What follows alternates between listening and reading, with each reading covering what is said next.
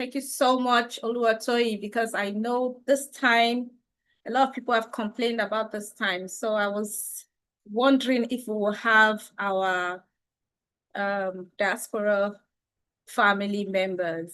So thank you for joining, Oluwatoyi. I'm okay Ledumare. I'm okay is joining from Abuja.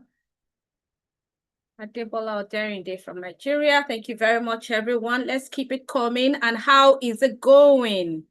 How is your day going? You want to tell me, how is life treating you?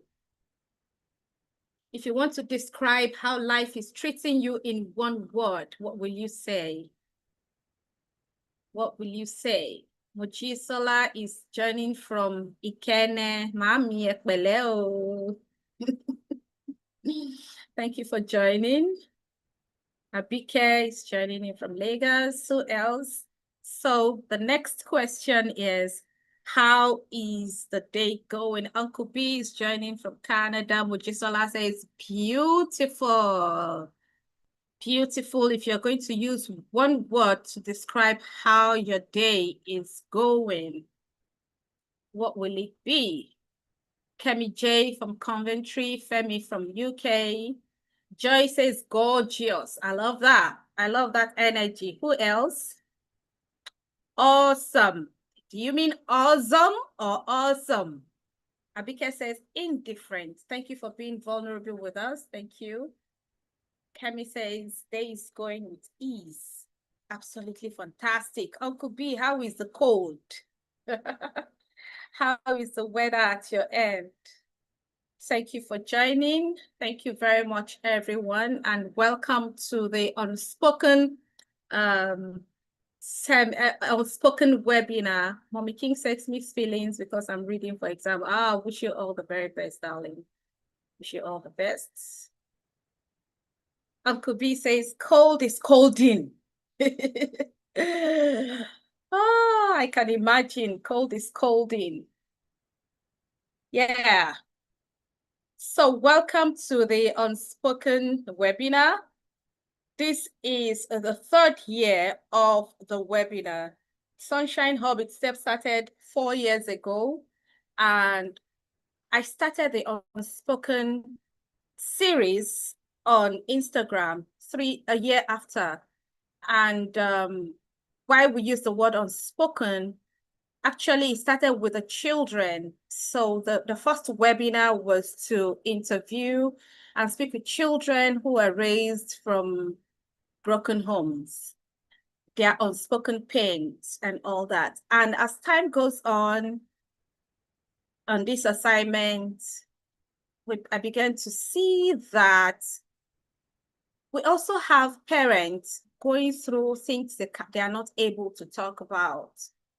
And as we go on the journey of healing, I'm sure we all know, and you agree with me, that healing is actually a journey. It's not a one-way thing. And as we go on the journey of healing, we started discovering that there are some things that some of us need to talk about that we don't talk about. And that was how we moved it from the children to the people who are actually going through the divorce. And once in a while, we also bring in the children because we know that they are part of the equation, even though we don't pay attention to them, right? And on this journey, we have said a lot of things. We have discovered a lot of things. How that, I remember there was a time in the community, we asked a question.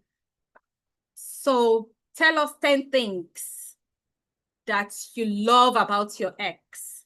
And I was shocked how that about 20 people responded and they were saying beautiful things about their exes. And the question, as I was reading in the chat, I was just like, so what happened? He's supportive, he's kind, he takes care of me, he loves me.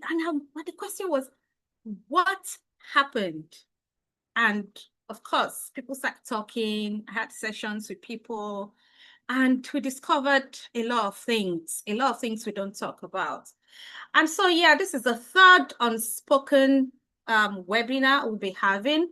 We had a series in the early early part of the month, the second week in February, we had the 5-day series on Instagram where we had community members come to share their stories and their journey so far. So today is not about celebrating remarriage. It's not about criticizing divorce. It's all about healing. And we know that healing is non-linear. We have PYT, Pastor Yomi Thomas, in the room, and he's on this call, not as a pastor, but as our brother. You know who brothers are. They tell you the real.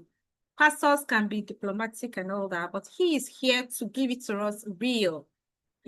And that is why we have him here. We have Pastor Yomi Thomas and Dr. Ibuku. Dr. Ibuku and Pastor Yomi got married, I think, in December. And this are amazing couple.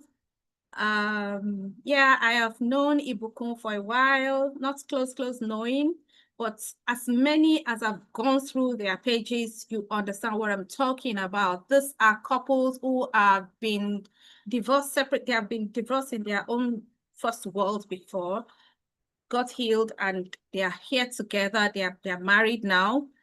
And these are people I know will not hold back in sharing. We had a meeting with them last week, Sunday, and in rubbing minds, we're able to touch on a lot of things. And this conversation at the same time is not a fairy tale thing. It's a reflection on your identity, because they're going to be talking on things like that, who they are before marriage, who they are now, who they were before the marriage, who they were when they were younger, when they got divorced, the things that happened. So it's going to be a reflection on identity. And I just don't want you to come, like I said in the group, don't just come to listen to the story. It is not about the story. It's about paying attention to the learnings in the stories they have to share. Yeah. It's about emotional responsibility and what it really takes to build differently the second time. And Pastor Yomi and Dr. Ibuku, I also would like to mention here that we also have people who have tried to go into relationship after divorce. Yeah. Some have come back burnt. Yeah. But there's something that is very consistent that I've also noticed.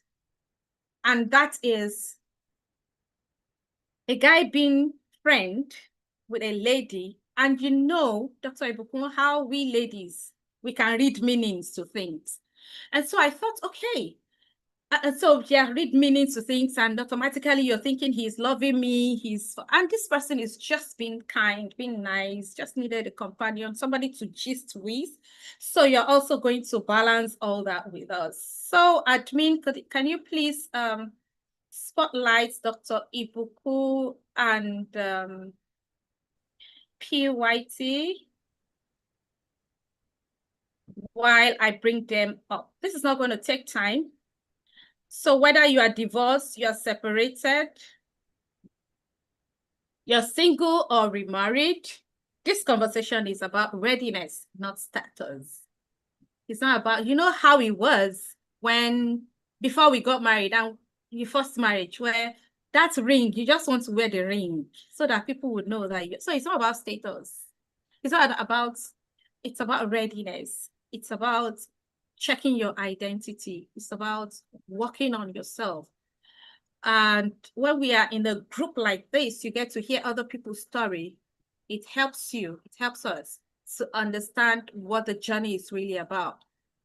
Like I always also say in the community, that now you are 37, you're 38, you're not the 25-year-old that got married when you first got married. You're not the 27-year-old that got married. You know, that girly, tingling of emotions and all that. These are the things we're going to be talking about today.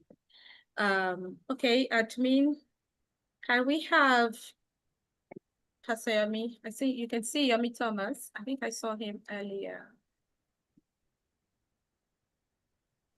Yes, I'm here, Dr. Boone. Okay. And I'm here too. All right. So I can see your IT is coming online. Good. Awesome. I can see you, Dr. Ibuku. I see your beautiful face. Thank you very much. Guys, what do you say to this amazing, beautiful couple? Have you seen their wedding videos? Ha! Jesus. These are kind of videos they go where, you know, the God went thing. It was so, so beautiful. I couldn't hold myself from saying, no way, I must have these guys in the room. So thank you very much once again, Pastor Yomi Thomas, for joining us. And thank you, Dr. Ibukun Adebayo, for joining us. Yeah, somebody said wedding videos were as in fire. Serious fire. Yeah, very beautiful. And it makes us want to do it again because you just broke that norm, that thing they always say that. In fact, this last week, somebody still sent a message to me to say, I'm still very confused because they said we can't marry if your husband is still alive and all this kind of thing, you know? And so all those myths around divorce and every other thing you want to share with us as our siblings, our brother and our sister, on how to go about it. And that's why we are here. Guys, you're not welcoming them. Give them the Sunshine Hub welcome. And if you are just joining us, if this is your first time of attending any of our meetings, this is put together by the Sunshine Hub community. Sunshine Hub community is a community of diverse men and women. We also have the men's locker room, and we're going to be having our sessions tomorrow. And this was put together to help people who are on this journey of divorce. We have people who are also separated, and we always say that it doesn't have to end in divorce. Like I always tell them in the book. And yeah, so we have worked together. A lot of us on this group have worked together for 4 years. Some just joined in January, yeah. So we still have babes in our midst. So yeah, to reduce all the talk, I'm going to yield the mic to Dr. Ibukun. I want you to tell us a little about yourself and your husband. I yield the mic to you now. Okay, good evening, everyone. And thank you very much, Dr. Fawale, for having myself and PYT. So he's popularly called PYT. So you hear me call him to PYT a lot. I call him MLB, which means my lover boy. But I call him, but in the public space, yeah, it's popularly called PYT. So you hear me call him either of those. So yeah, that's how it goes. I would like to say it this way: of the things that people saw on social media in our own space, we generally just say that if people knew our back end, that's probably just 10% of how exactly we really are. So I said that to say that we truly found love. We did not find a performance. We literally found love, and one of the best things for us is that people can, from our story, know that love is doable again, is findable again. So my name is Ibukun Adebayo Thomas, and I have my husband here, and his name is Yomi Thomas, Abayomi Thomas. So for the purpose of this conversation, that's how much we would go. But we both do business, and he's a pastor, also in addition to doing business. So let's dive straight into it. If that's fine, Dr. Fawali. I know you have given us 35 minutes, and when we spoke just before this session, literally he just said, oh, are we sure that 35 minutes can do this? I said, yeah, we're going to try. We're going to try. So please, PYT, do you want to say hello to everyone? Good evening, everyone. It's good to be here. I've been looking forward to this session. Like Dr. Fowler said, please don't see me as a pastor tonight. I'm a brother. So there are certain things you may hear me say and you'll be thinking, should pastors be speaking like this? Trust me. I'm very raw. I'm very direct. I don't mince word. So it's not my duty or plan to upset anyone or mess up with your theology, but we're just sharing our own story. And if there's any word that we actually live by, myself and my beautiful wife, is intentionality. We're very intentional about our love. So you're going to hear us say certain things um, about how we've gone through this journey and we're still going through this journey. Like I always say to people, what may work for us may not necessarily work for you guys. So I cannot, and we're both not here speaking authoritatively, saying that unless you do this, then it's not going to work. I'm hoping this will be a learning session. And if there are any questions that you have, you can ask us and we'll bring our own flair and our own experience to the table. So I'm looking forward to it. I hope it's going to be interactive. I would please want us to ask lots of questions within the time frame we've been given, and we will do our best to answer. And then just one more thing: if you're seeing me looking sideways, that's because I have 3 screens in front of me, and where everybody is on my right. That's why I'm looking to my right. If I'm looking left, then I'm looking directly. So I always like to interact. So if I'm saying certain things, I may call people's name, DFL, Adenike, Mojisola, I'm okay. I might just call your name randomly. I think that's the pastor side of me coming out. So thank you, and handing over to my beautiful babe. Thank you. Okpa. Hey. Thank We you, are PY. going to be hearing a lot of things today. Guys, be Yeah. ready with your questions. You know, Okay. the dimension is different. Your level is different from my level. So be ready to ask your questions. Over to you, Dr. Ibukwe. Okay, thank you very much, Dr. Fowley. Thank you, everyone here. So I feel like we're in a room of very strong people, because people who've gone through separation, divorce, there's a way you just turn on a little differently. I think we're a special sect because life now makes us special, right? Our journey makes us special in a certain way. I'll start by telling this story. PYT and I have a lovely thing going on. And we've had it going on for a while, and we knew from scratch, or he knew from scratch, and then I caught on very quickly that we're going to head towards marriage. But about a year and a little into the relationship, we had started discussing marriage. We went grocery shopping, and when we got into the house and parked, he said, "What dates are we looking to get married?" And I completely broke down and cried and sobbed so badly until he called my mom to say, "Can you talk to this girl? What exactly is the matter?" And the first thing that said to me was, initially, I actually said to myself, "Ibukun, you've not completely healed." And after a while, when I thought about it in my own space, I said to myself, "No, Ibukun, you healed, but the scars are there. And sometimes when you look at the scars, they're still scary." So when you have gone through the journey of divorce and you have gone all through, what happens is that your scars remain, but the ability, in fact, at that time, I just knew that when you weren't ready, your scars are still too scary for you. And he backtracked and gave me a few months, never spoke about marriage again for a while. And I'm sure at some point he will tell you how he then knew that I was ready, and then he went on and proposed.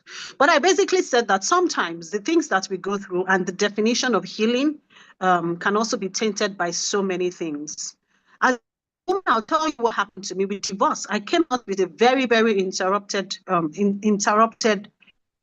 identity. So Ibukun that went in was not Ibukun that came out of a first marriage. As a matter of principle, PYT and I, we do not talk down on our exes.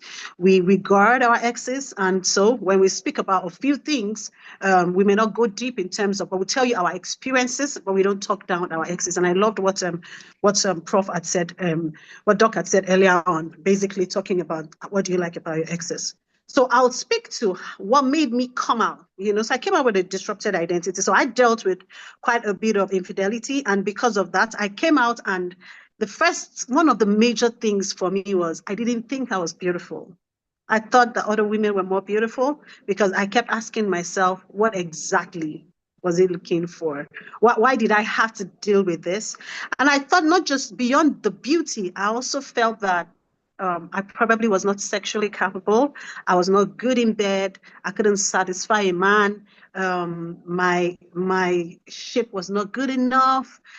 and so many things. So it wasn't just the loss of a partner for me. It was a version of me that left because I was that fantastic girl when I went into a marriage. So the first thing that, and for me, I came into clarity quite early. And a few things that I had to quickly redefine in myself when it came to marriage. And I've been able to, in my journey, I've been able to craft it into 5 real little things that I had to redefine in myself. First, I had to redefine myself emotionally. To be able to say, because there was nothing wrong with you, your emotions were right. But then, what exactly were the parts you played in this? And for a long time, I said that I had no part and there was nothing I could have done differently in my marriage.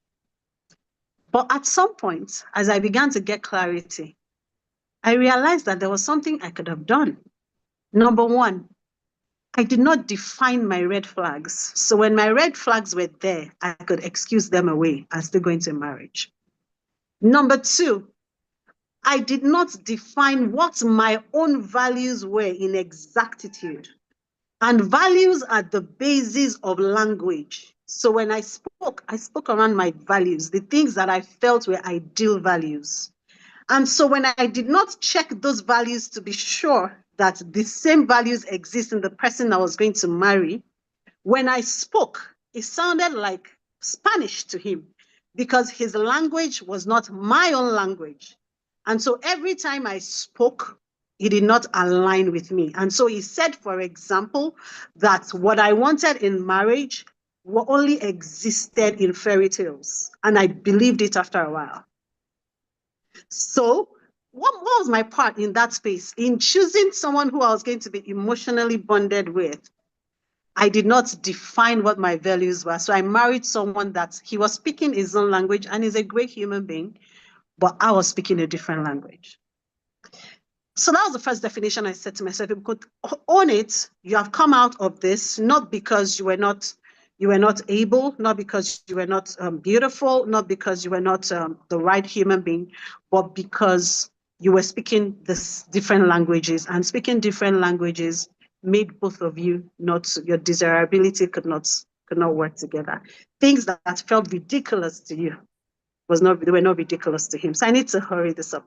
Now, the question was now that what was healing for me?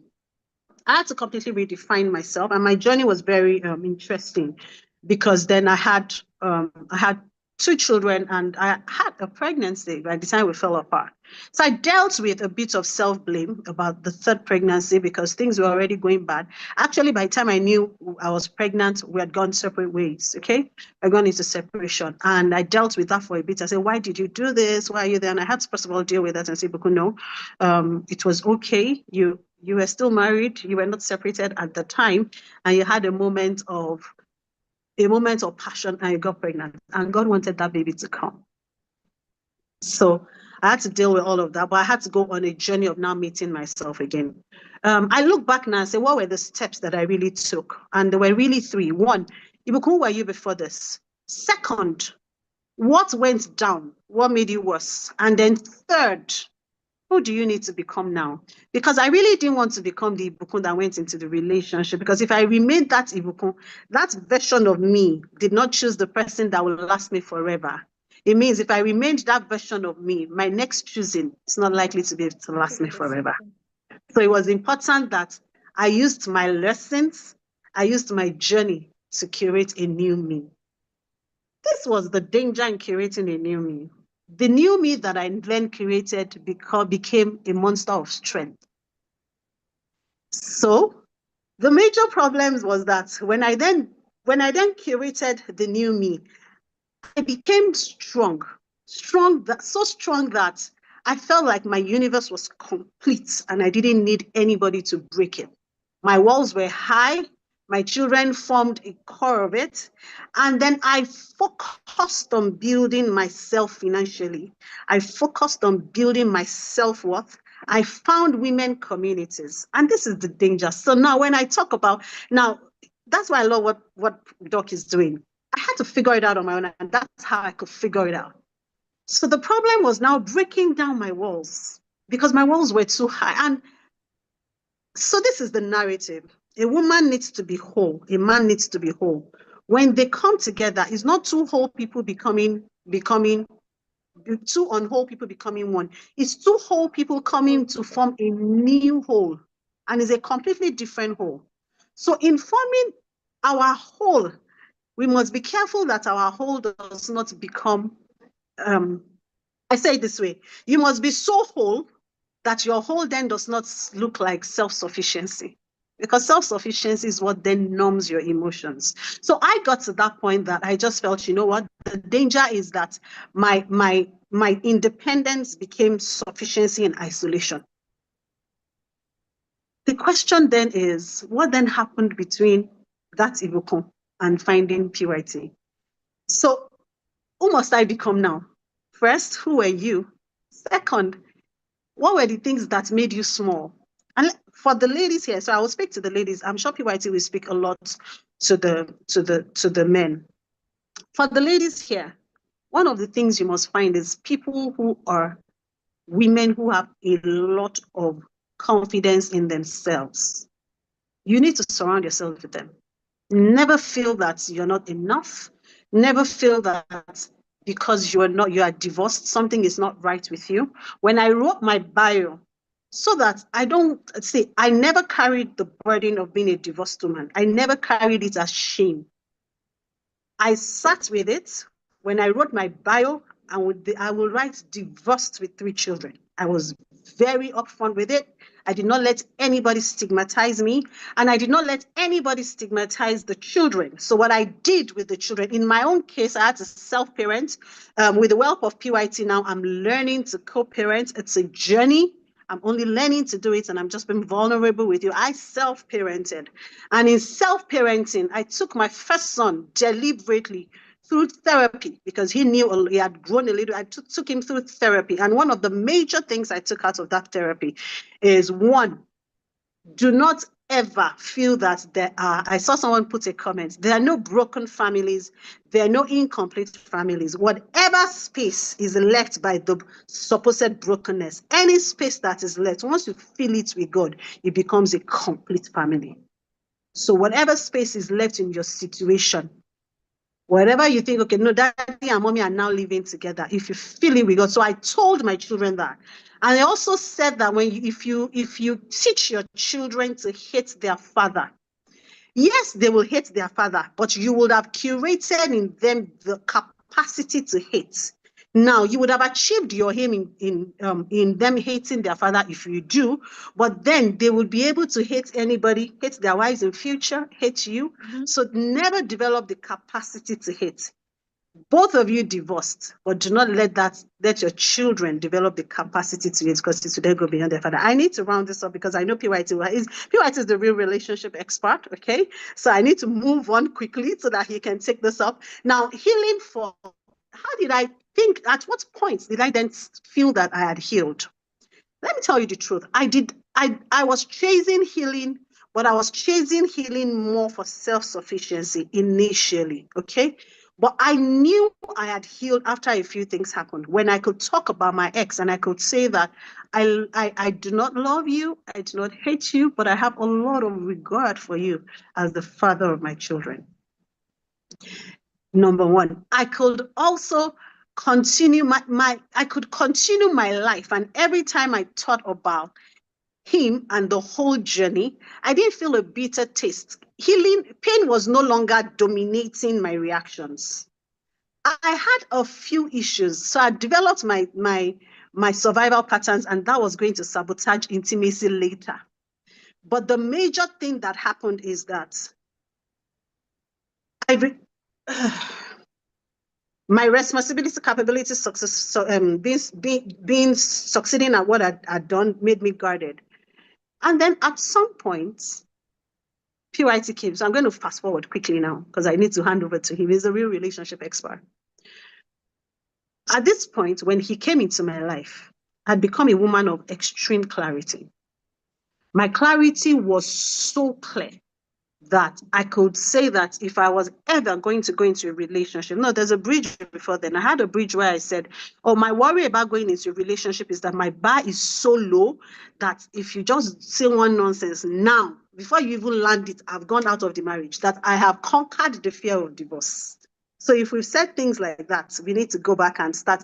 But that was actually not responding to a future that should be desired. It was responding to a past that had occurred. So I needed to know the difference. And at some point I started breaking it down. Now, a few women in my life, my mom and my mentor, they saw the healing before I did. They saw that I was ready before I did. So you need to surround yourself with great people, people like Dr. Fawale. They actually said to me, Ibuku, you're ready because you're not mourning your divorce anymore. You are completely clear in who you are. So I was completely clear already. And that thing is not a cliche. I already knew who I am. My worth was very clear to me. So if you came to me without worth, you will not be attractive to me. If you came to me and you were going to tug at my worth, you will not be attracted. You will not have access to me. So my worth was already very clear.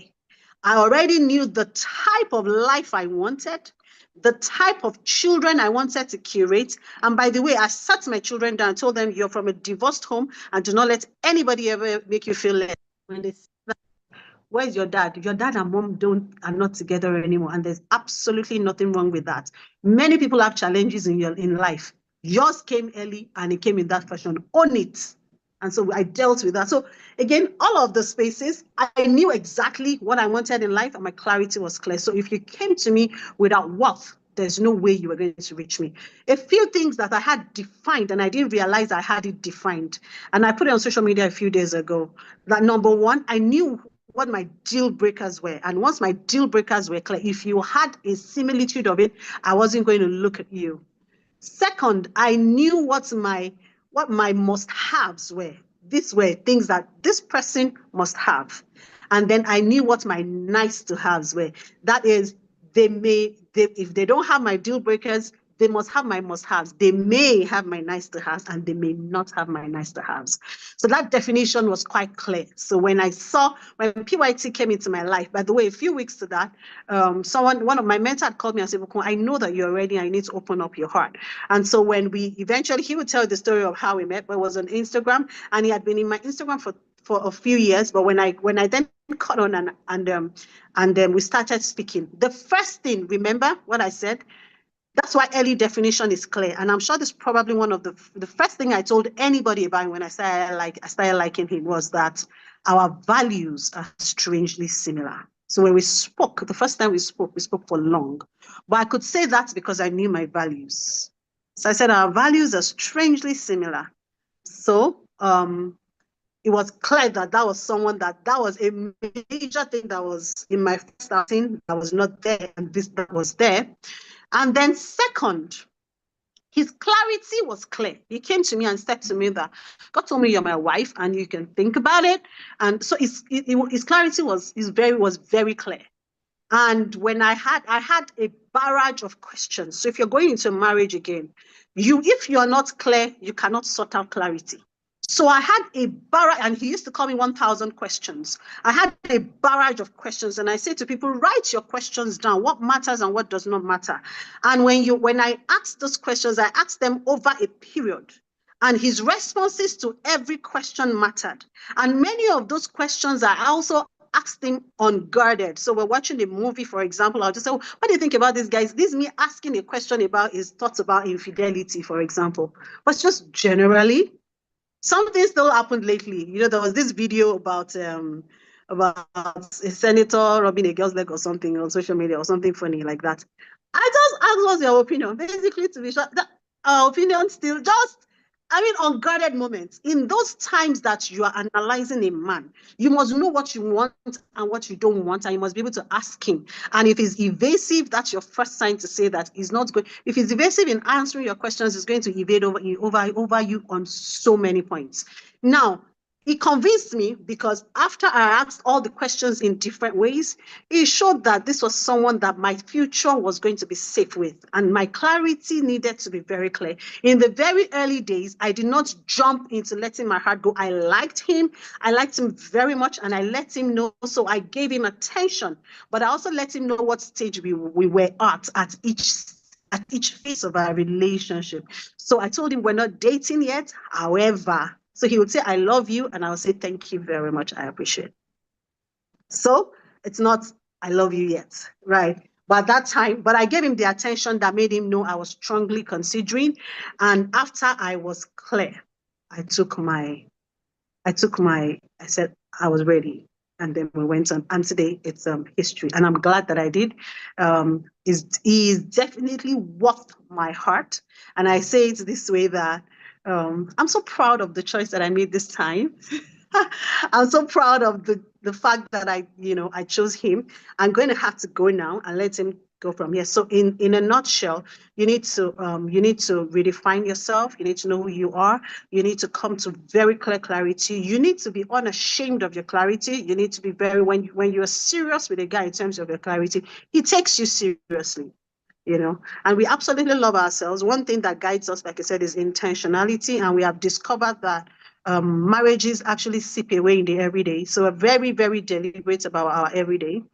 That is the very littlest things. Like, I'm eating something and I make sure that I give him a bit of it and all of that. And when things happen, we're quick to discuss. I need to say this. Sometimes it does not mean that your old wounds will not happen.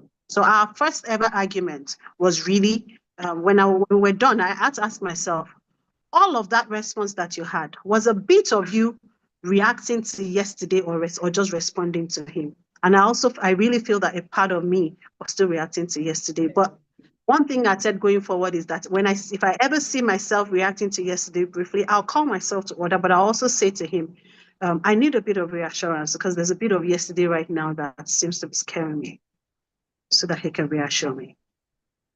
Okay. Thank you. I'll hand over to PYT now. He's the relationship expert, actually. Thank you. Thank you, Joy. Thank you, babes. And thank you, Joy. I was looking at all the comments, one thing about me is that I'm a student when my wife is talking. I have paper and pen and I'm jotting down, things. So thank you for that. I'm going to try as much as possible not to wear my pastor's hat because as she was talking and I was making notes, the pastoral side of me started coming out. So please forgive me. I would try as much as possible not to. And I understand that we're not all Christians on the call. So please just forgive me if I veer slightly into the Christian side, but trust me, I will bring a balance to anything and everything that I was saying.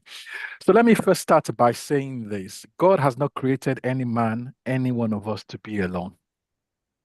It is not. And I know that because of certain situations that we go through, especially because we're speaking in the context of relationship, because of past experience, one of the decisions that we are very quick to make is that, you know what, I don't want to get married again. I don't want to give my heart again. I don't want to fall in love again. That is not how God created us. Bible tells us that God created man and woman, and he said it is not good for man to be alone. He did not quantify it in a certain way. He just said it is not good for you to be alone, period. So no matter the situation and the circumstances and the exposure to pain and heartbreak that you may have experienced in this journey called life, let me reassure you, you can love again. You can marry again. You can trust again. But the most important thing is that the process in getting to that stage is what I believe Sunshine Hub is all about. That is why we're here tonight. And I'm sure there will be more people that Dr. Ebon will bring along to speak to us. Secondly, I'm going to say this. Truth may disarm you, but it will not leave you naked. Bible says that when Adam and Eve were in the garden, it said they were naked, but they were not ashamed. So there are certain truths that you will hear tonight in the course of this session today and for the men tomorrow. It is not for you to feel that they are exposing me, or if I talk, I will be exposed, or this truth. No, it will disarm you so that God can come in. Life experiences, what you hear tonight, the wisdom can come in and try and rearrange you if you allow it, and brings healing. Because like we always say, hurting people will hurt people. It is an insane person that keeps doing the same thing and expect a different result. If you want results to be manifested, to see what you're doing and to bring a better outcome, you have to say internally and be honest with yourself. Like I shared when we met last week, just to talk about what we're going to do today, I said one of the steps that I took to the path of healing was that I had to do a postmortem on myself. I had to be honest with myself. What went wrong? How come this relationship or this marriage that I was in for almost 14 years died? Was I not good enough? Was I not handsome enough? Was I not taking the right decision? Am I not a Christian? Am I not a Christian leader in my church? Do I not have the Spirit of God in the inside of me? How can this relationship that I had to be honest with myself? I had to do a postmortem. And as I submitted myself on the altar of God, God began to show me certain things and He began to instruct me on certain things that I needed to do. And I tell you, those things were not easy, especially as a man. So let me give you a bit of a background of myself. I met my first wife at a friend's wedding. She was dancing, and I love this woman, the way she dances. And I took her number, and then, like they always say, the rest became history. We got married. And before we got married, I was in Canada. I was in Dallas, Texas. I was having my quiet time praying. And I believe God gave me the go ahead to get married. And how did God give me the go ahead? I saw a traffic light. The traffic light went from red to amber, and from amber to green. And I believe straight away that that was a signal. That was God showing me that it's time for you to get married. So what did I do? I picked up the phone, called my ex mom and dad, and said, "Mom, Dad, just to let you know, I want to marry your daughter, and I asked for your permission." And they were so excited about it. And the next question is that how come our daughter did not tell us all this, and you are the one telling us that you want to get married? I said, it's because I've not proposed to her yet. And like, what audacity? You have not proposed to her. How are you so sure she's going to say yes to you? I said, don't worry, your daughter has already said yes. Even before I finish, will you? The answer will come immediately.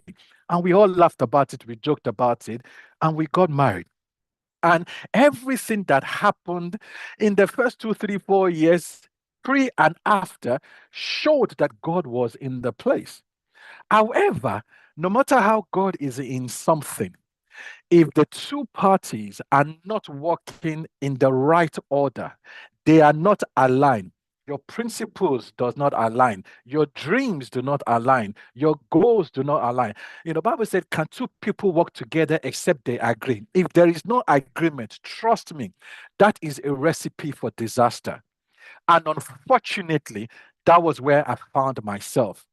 I was going left, she was going right. I was going up, she was going down. I wanted to remain stagnant, she wanted to move forward. Like I always say to people, and you heard my wife said, we don't talk negatively about our partner. She is a fantastic woman, someone that I respect truly.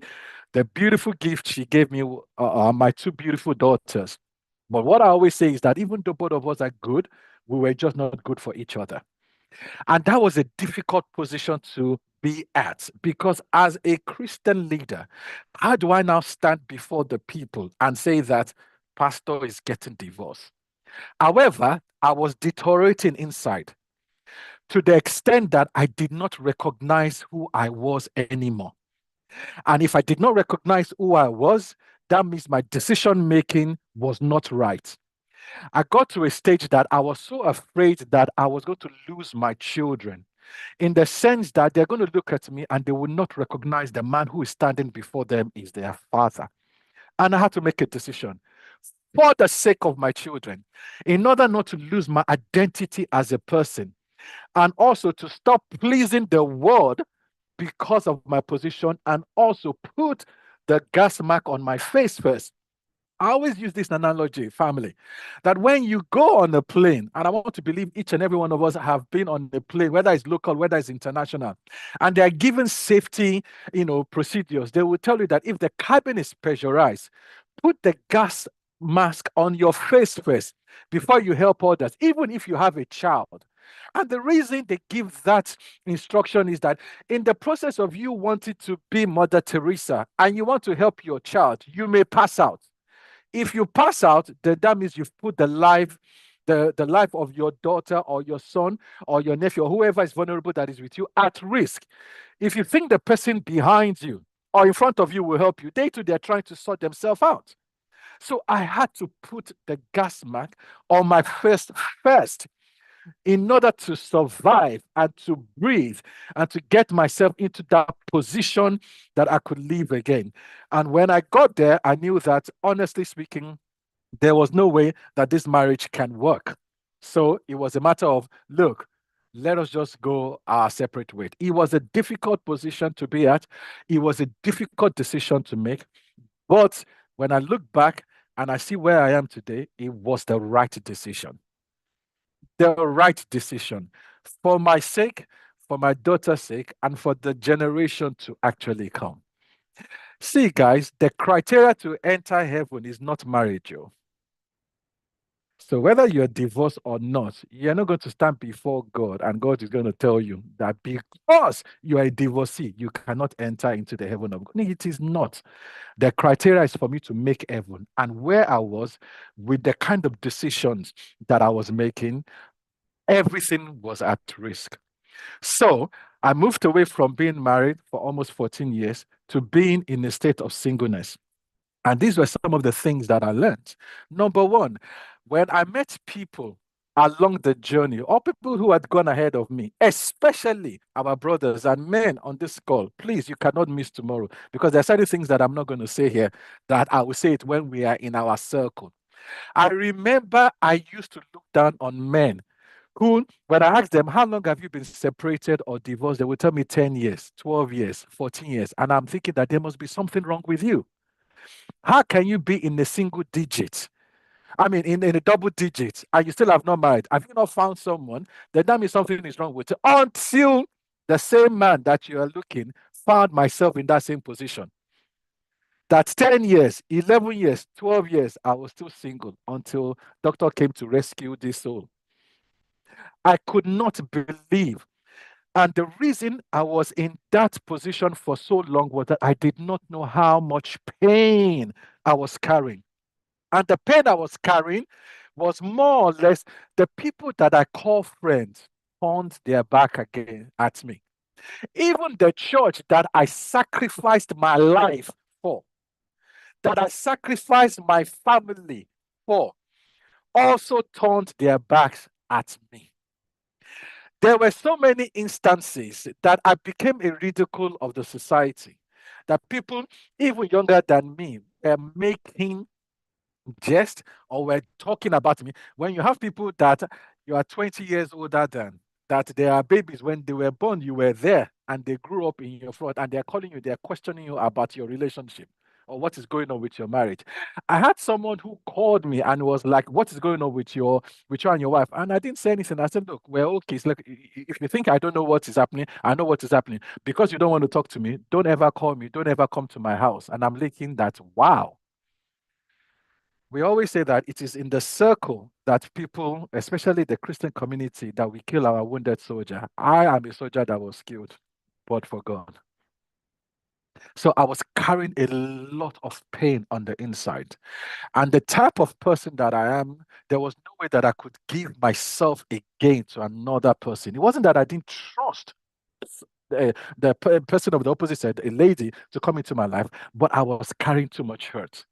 And like I said, the process that God took me through in order to get to a place where I was healed and I could give myself again, I had to go through that process.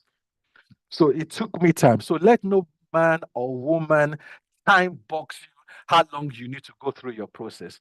The most important thing is that when you come out at the other end, are you completely healed? Can you completely put your hand on your heart and say, I'm healed? Are you walking in forgiveness?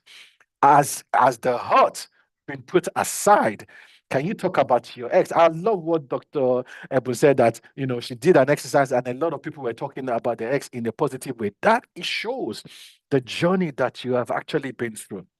So these things were very, very, very, very important to me. when I met, doctor, I had seen her, to be honest with you. When I met her, I was actually scrolling through Instagram, and the moment a picture popped up, it was a matter of, this is your wife. And I'm like, this is my wife, someone that I don't know. I just waka past, to be honest with you. But for every time a picture popped up, because of the mutual friends, so the algorithm was throwing up, her pages, anytime she posts, and, mutual friends like her post, she will come up. For every time I will see it, God will say, look, Mr. Stop wasting your time. This is your wife. And I ignored it. When I couldn't ignore it anymore, I will message. I remember there was a time that I messaged her and she didn't reply. I said, you see now? You see why am I wasting my time? And I continued. I think it was on her birthday. Then Mother's Day came. I sent her Happy Mother's Day, said a word of prayer. She did not respond. I continued with my life. First year, second year, third year.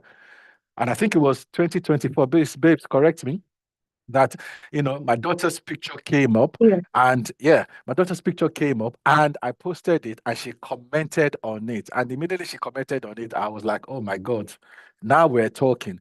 And we started talking. And because I knew what God said to me, I remember I think it was the second week or the third week that we started talking. I just said to her straight away, I said, look, this may sound and come across as a shock to you, but please don't take it that way.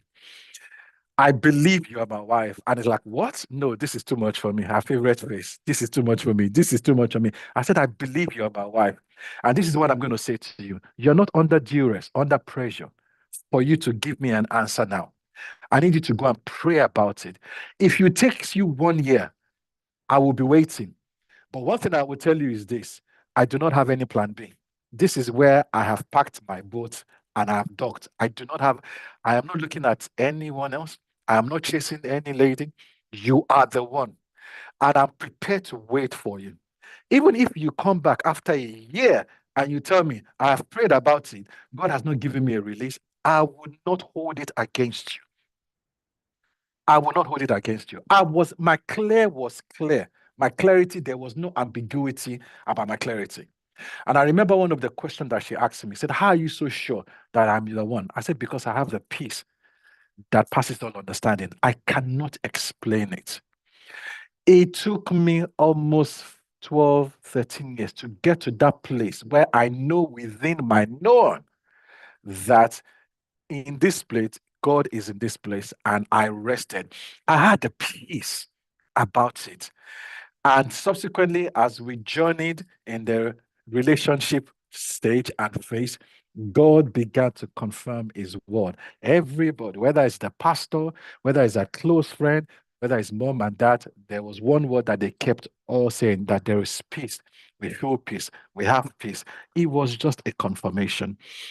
So that is my journey in a quick short strip, knowing that we're confined to time, and we're happy to take any questions that you may have. Thank you, Dr. Wow. Guys, thank you very much, PYT. Thank you very much, Dr. Ibukun. Guys, what do you think? I thought the chat session, yes, let's keep the emojis coming. Let's keep it coming. So beautiful, so beautiful. I love the direction. So I love the fact that Dr. Ibuku started from here and PYT brought it over, you can see the synergy, isn't it? It's so beautiful how what you guys have discussed it's just the bottom line of what we want you to talk about. Dr. Ibuku talked about finding me, redefining yourself, and that's the main conversation we have started with in the community, finding me, knowing that, who were you? She said it too. Who were you before you got married to your first partner? Who were you when you left the marriage? And who are you becoming? Because that becoming is very important as the situation damaged or added to you.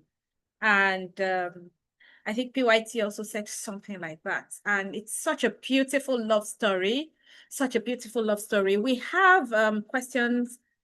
I think I see questions in the chat session, and there's a particular comment I would love you guys to treat. So I think it was when PYT was talking about healing and finding love again. Truth may disarm you, but it will not leave you. It will rearrange, or it rearranges you and bring healing. And he said something about remarrying again, and somebody said, I will rather be alone. Or Abike, I think that's coming from, that's like a trauma response. I don't know, PYT, do you have something to say? Dr. Ibukun, do you have something to say about that? Okay, so this is the Q&A Yeah. session, so it has to be Yes, interactive. please. So Abike, I need you to come up, please, and tell us why you would rather be alone.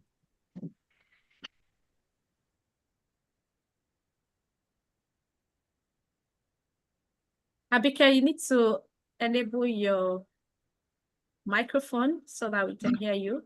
She's still here. Good evening. Yes, good evening, Abike. Thank you. Good evening. Thank you so much, Dr. Ibukun and Pastor White. All right. So, okay, I'm currently in the phase of divorce. Like, I have court proceedings, so it's not like my divorce has been finalized, but I feel like for the past 2 years, I've been more so reliant, and I don't think I want to go through the odds and the betrayal again. So I feel like in order to prevent that, let me just be on my own and take care of my son and just face my life and grow in my career, and that's just fine. So I don't want to go through that odds and betrayal again. Yeah, that's about PYT, can I talk to her? Go ahead. Go ahead. PYT, do you have any other questions for her? Can I talk to her? Go ahead. Yeah, please go ahead. Talk Okay. to her, please. PYT will talk to you again. He's better with this. I have to tell you that. I just wanted to talk to you because I identify where you are. First of all, it's okay. It's okay to where you are. And I have to tell you that. It's okay to feel like you don't want to be hurt again. And I'll tell you why. I'll jump the gun and then come back to you. First of all, I am remarried and I am not hurt again. I have actually become more beautiful, more peaceful. I've become happier. I'm so glad I'm remarried. And it's so surprising that at some point I'd said to myself, I don't want to do this again because I don't want to be hurt again. So I think what you don't want is you don't want to be hurt again. It's not that you don't want to marry again. Those are two different things. So if hurt was taken out of the equation, it's okay to be married again. So what I think you need to do, so I feel that you're still fresh and it's okay to give yourself grace and time. But when you're building up now, I just want to do self-reliance. I just want to do my own thing. That's beautiful in itself. But this is how I knew that I had started overcoming that. And people had to call my attention to it. So I want to, when marriage is not there, it's okay to build a world where you can live without it. But you should understand that there's actually another world that when it's beautiful is better than that one you can live without. So I could live without a marriage. However, having a marriage now opened up a new vista that is actually more beautiful than my previous beautiful. So I said it this way, I was happy, but I'm happier now, way happier now. So take your time, give yourself grace, but know what you're working towards. You're working towards self-reliance, you're working towards independence, but you're not working towards isolation. Heal. I feel you're still very raw, but know exactly what you're working towards. Now, in your walk, as you're coming to self-actualization, what you do not want to do is that you do not want to not understand yourself so much that your next, if you choose again and you are hurt, you are in the wrong. I'm telling you that for free. You cannot afford, so the problem is not the marriage. The problem is your ability to choose. So as you are self-actualizing, you need to start working on your choosing strategy, choosing criteria, choosing, like I said to you, I chose someone that my future is safe with. Okay? After a while, your son is going to go. He's going to choose. Let me tell you something. I was, go ahead, Abike, please go ahead. You wanted to say something? Yeah, I also wanted to say that, like I said, I'm still in the middle of the divorce, and he doesn't want it. But at the same time, I'm thinking to myself, because my baby is very young, 2 years old, and am I doing the right thing, or won't I be feeling guilty in the long run? I did fight for the marriage, but at the same time, I cannot keep on hurting myself in the toxic marriage. Then I'm also feeling guilty that I'm not giving my child the opportunity to be in the presence of his parents, like growing up with both parents at a very tender age. But at the same time, it was a toxic marriage even before he was born. So I'm just in between feeling guilty, and at the same time, I know I made the right choice by leaving. But then I don't know. Let me tell you how I delivered myself from feeling guilty about my children. The best case scenario for children is a happy marriage. Yeah. The second best case scenario for children is not a toxic marriage, is the child or the children living with either of the parents or both of them intermittently in a Yes, ma'am. peaceful state. So if you had a toxic marriage, or you have, because you're not completely divorced, if you have a toxic marriage, that is not the next best solution. The best for a child, father and mother, lovely marriage in a lovely non-toxic environment. The next best for a child, which many of us have had to fall into, is not a toxic home, because toxicity has the tendency to breed toxicity. The next Yes, ma'am. best is the child being with either parents or both of them intermittently, right? In a non-toxic space. Now you have work to do with the children. So for example, I had to bring my children up to the reality of this is what it is. And I made up my mind that I wasn't going to raise broken children. And I also said to them, broken children are not raised from supposedly broken homes. Broken children are made from them, the kind of upbringing that they have. We can't exhaust it in all of this. You need to have things like putting father figures. You need to, in your next choice, it must be someone that also, if you decide to, or someone that can also father them. But there's so many things that you can do in terms of the children, but never feel guilty. You made the right choice if it was a toxic marriage to take the child out of toxicity. And do not guilt trip yourself at all. Okay, ma'am. Okay, ma'am. Thank I'm you sure so much. PYT. And I mean, okay, give yourself grace and time. Give yourself grace and time. I think it's, Babes articulated that properly. It's a journey. It's a journey. And if you're coming out of a toxic relationship, or even if it's a toxic business, or I dare say a toxic church as well, because there are toxicity within church settings at times. One of the things that you would not want to do is to just jump into another one easily. And even if you jump into another one, you may decide that, you know what, I was very close to leadership. I was a worker, and I don't want to. I want God to. It's a process.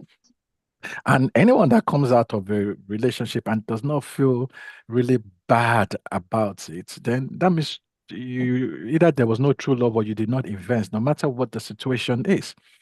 It's a true investment. You've invested your time, your energy, you had expectation. Like, my wife was sharing with me when we were talking briefly about this, that I went in with an expectation. If a relationship breaks, that means that expectation has been dashed. And then at times you have to start all over again. So you've got to give yourself time to do that.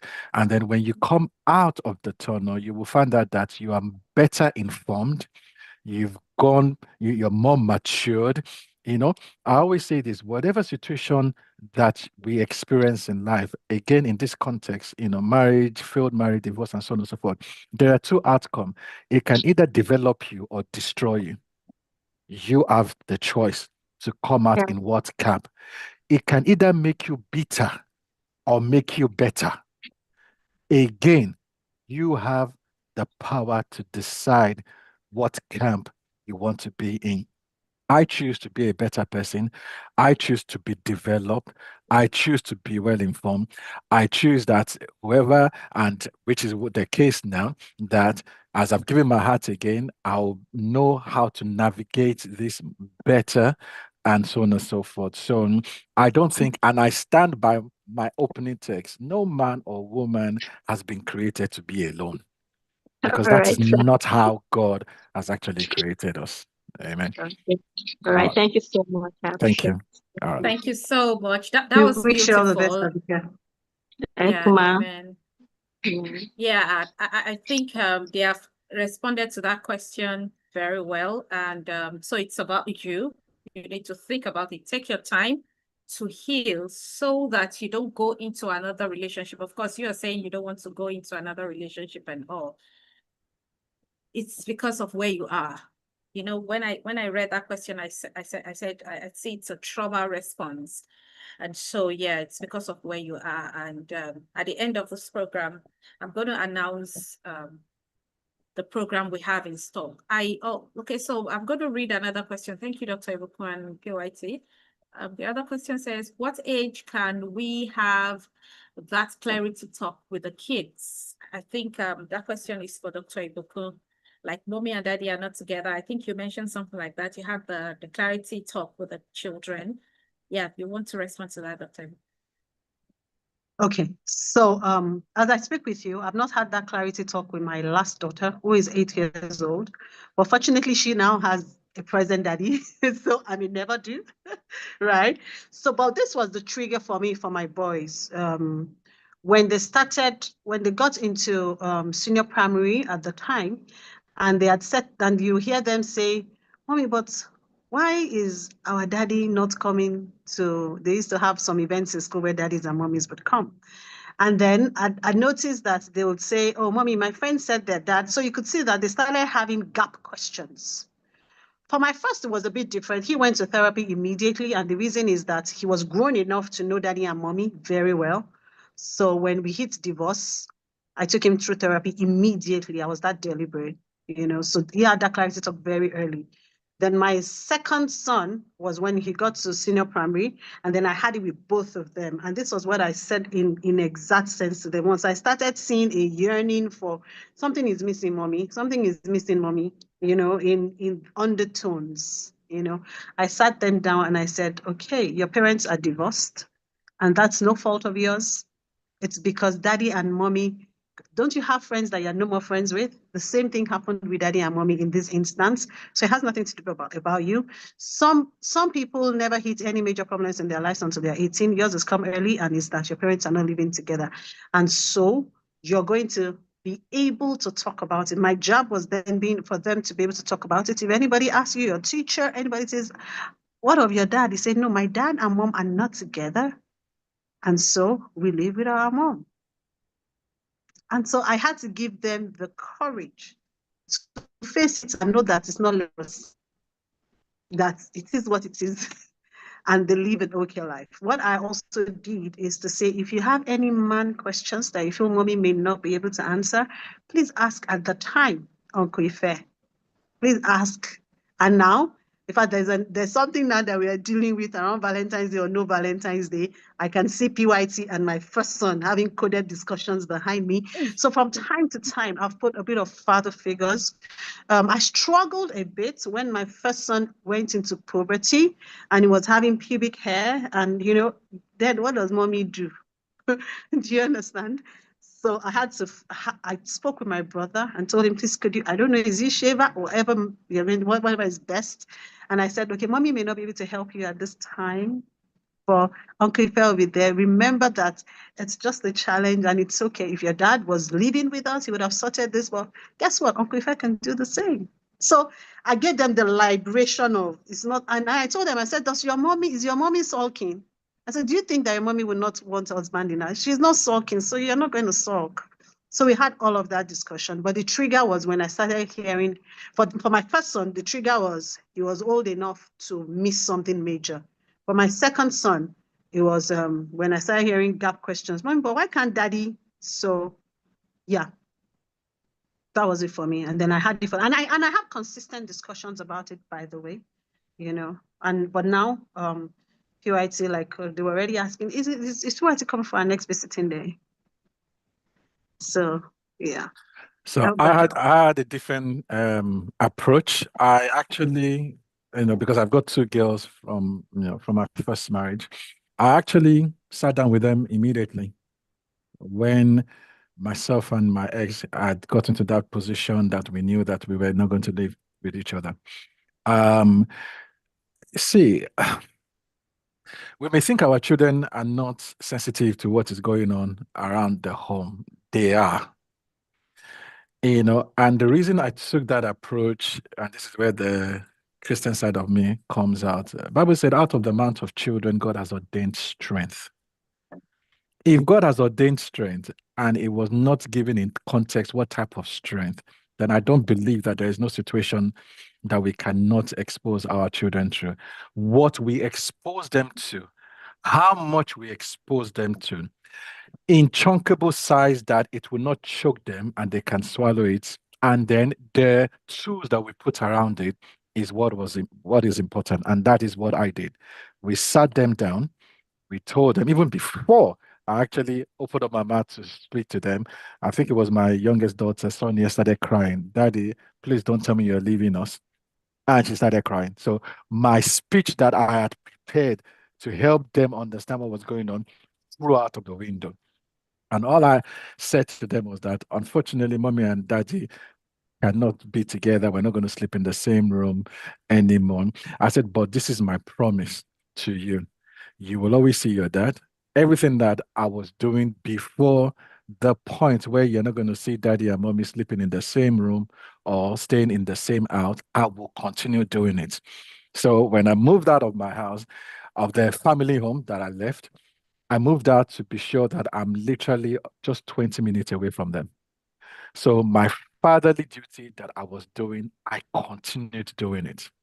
The only thing they did not see me do is to sleep in the house. So if they call their dad, school runs, PTA meetings, and going out, everything that was normal to them, I did it and as they were growing up and they were getting more mature, I will sit them down, I will have a conversation with them, and so on and so forth. I remember this, if Dr. Ebu, if time is not against me, I remember there was a time that I called my 2 daughters and I sat them down and I said, girls, how are you doing? Blah, blah, blah. Is there anything you want to tell daddy? They said, no. I said, can I ask a question? I said, yes. I said, who is a family? And they said, oh, a family is so. They gave me their definition. I said, can you give me an example of a family unit? And then they gave example of, family, friends, and so on and so forth. I said, okay. I said, when you look at us and our makeup, would you say that we're a family? Now, my baby number 2, Sonia, the way she looked at me, it was like, what kind of stupid question are you asking, daddy? To be honest with you. And her response is that, of course, we're a family. I said, but I don't live in the house with your mom. I said, Dad, we have friends who are in the same situation, and what they are going through cannot be compared to what we have and we are enjoying. So don't think our children don't know what is going on. And if you carry them along, you will find out that they will appreciate it more in life as they grow up than to feel that they should not know what is happening and then keep certain things away from them. One thing that I never did up to today was to speak negatively about their mom, especially as girls. What they saw their dad do consistently to now is that their dad respects their mom, their dad cares for their mom. Whatever I can do, however I can do within the parameters that I have, I would do it, etc., etc. So the normalcy was not eroded all of a sudden. When we do that, that's when children begin to suffer and they cannot just understand what is going on and so on and so forth. So again, that was the template that worked for me, and I hope it helps someone on this session. Thank you. Thank you very much, Dr. Ebuku and PYT. The 2 responses are just top notch. There are age-appropriate conversations we should have, and we should have the conversation. I see somebody asking, how do I explain to a 3-year-old what words do I use without sounding bitter? For you, for a 3-year-old, that child does not know anything for now. And so you can just leave it. If she asks of her dad, well, daddy is not here for now. Let's enjoy ourselves. Please and please, I think the main problem we used to have for people in the shoes is because we are hurting, our body is hot, a lot of things going on in our head. And with that thing, we respond and react to our children. And so when they are saying things, we just tell them the truth and all that. And this is where stepping back before we respond, pause before you talk, think before you, and just like PYT said, the children know what's going on. A 7-year-old knows something is wrong. They might not have the right words to define it or to explain it, because already social studies in school already told them that family is father, mother, and the children. And they know that daddy is not here, or we are not in the same house with daddy. So like Dr. Ebuku said, there are gaps already that some of them will not talk, some of them have sharp mouth, they will ask you, but you have to be ready to respond to these questions in an healthy way. You don't want to mess it up, because whatever you tell them is what they will hold and build on. So just like PYT's daughter said, why are you like asking that question? Are we family? We are not family, of course, but he now had to explain. And I think Dr. Ibuku also said that from the beginning, that I think what happened for me was I just told myself that if I were to be a man at 34, when I left my marriage, I would have a family, isn't there? I'll have wife and children. So whatever it is I would have done as a man, then I should be able to do with my daughter. So I sat her down. And of course, like Dr. Ibuku said, I was so particular about, I don't want her to be stigmatized. I don't want her to be damaged. And so everything I know people will tell her outside, I told her. But you see, there is age-appropriate information we give. And this is why we have the Harmony Heaven. That's a class we designed. I think people asking questions are new to the community. We have a class designed for children from ages 7 to 16. And part of the things we do in that class is to help parents. Some parents don't have the right words. So we equip the children and prepare them for anything the society will throw at them because their home is, because their family is not together. So yeah, there are age-appropriate conversations you can have with these children, but you have to be in your right frame of mind. And that's why we're talking about redefining, finding yourself and all that. Thank you very much. There was a question about the church that I saw. Yes. So Iron First said, please, sir, some guidance on what the Bible says about remarriage after divorce would be super helpful. A number of churches believe once there's the divorce, there should be no remarriage, even if the marriage broke up as a result of infidelity and abuse. Well, PYT. This conversation is, or this question pops up all the time. You know, let me start by saying this, guys. Let me start by saying this. Bible says that work out your personal salvation. It's a personal journey, salvation with fear and trembling. A lot of people have taken the text and interpreted it. If I take the text, I'm going to tell you my own interpretation. And some people may believe in that, oh, you should not remarry after. And if I say my own, they will say that, oh, because you're divorced, so you're bringing a text to support your decision and so on and so forth. Look, it's a personal walk with God. And let me say this. Let me be a little bit controversial here. Every event in the Bible is truly stated, but not every event in the Bible is a statement of truth. Let me say that again. Every event in the Bible is truly stated, but not every event in the Bible is a statement of truth. So I will give you an example. The Lord giveth and the Lord taketh. That is an event that was somebody stood there and was writing, and he heard PYT say the Lord giveth and the Lord, and they scribbled it down. But for the Christians in the house, you know that Bible said, the enemy comes to kill, to steal, to destroy, but God comes to give it to us in balance. God doesn't give us something and takes it away from us. No, he doesn't. And the spirit tormented Saul, or the spirit that David had to come in and play the harp. In those days, that was their own understanding. The Spirit of God will not come in and torment anybody and everybody. It is true that God said he hates divorce. Divorce, not the people that are involved in the divorce. The same scripture that we quote where Bible said, oh, don't get married, and if you get married, remain single for the rest of your life, is the same Bible that says that if you get married and the woman does not please you, leave the woman. It's in the scripture. Leave the woman. Now, the question that I will ask is this, and please, I'm not going against any church's doctrine. I don't do that. Each to their own. If that is the interpretation and that is what has been communicated, then honestly speaking, I don't have any problem with it. But if you are in a marriage and the marriage is abusive, or the husband or the wife is a pedophile, are you going to say that because the church say that you must not get divorced, or the Bible they've presented say you must not get divorced, or the person is an assassin killer, you will stay there? No, you won't. You will not stay there.